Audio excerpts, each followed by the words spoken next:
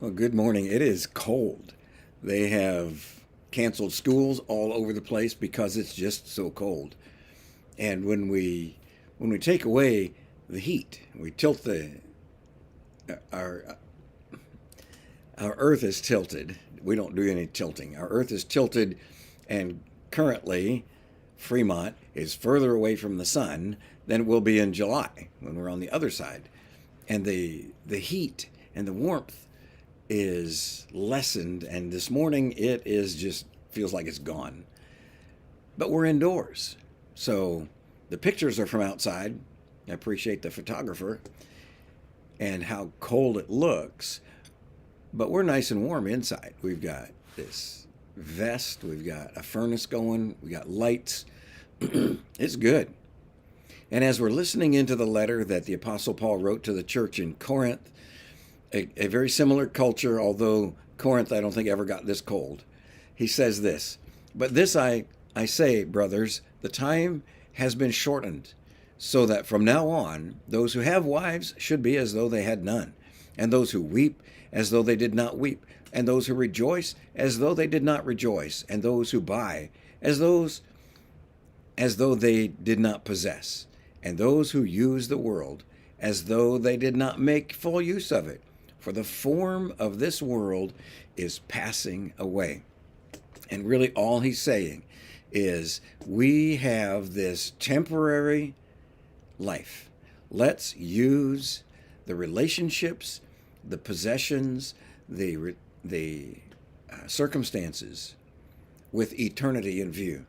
Let's participate in our relationships, not that we use relationships. Let's participate in our relationships, our marriages, our businesses, our family and neighborhood relationships. Let's use the possessions we have, the houses, the land, the cars, the books, whatever we have, with eternity in view. Because while we have these things in our hands, they're just temporary tools. That's why Jesus said, "Don't lay up for yourselves treasures on earth. Moth, rust, corrupt, thieves will steal it. But rather lay up for yourselves treasures in heaven." Use these things. Engage in relationships with these people with eternity in view. Use the things that you have to lay up for yourselves treasures in heaven. Engage in the relationships that you have and the conversations with these people in such a way that Christ is honored and we bring people to know who Jesus is. And they can see Christ in us, our hope of glory. All these things are passing away. Even the relationships that we have. Like in heaven, there's no marriage or giving in marriage. Let's use our covenant relationships, husband and wife, to encourage and strengthen our spouse so that their faith is stronger, that their eternity is sweeter. So, kind of in a nutshell, he's saying what we have here on earth is passing away. Don't get all vested into these temporary events, possessions, relationships, circumstances.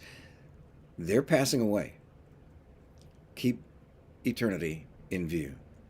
And the church was about to enter into some very difficult times. In fact, they were already there.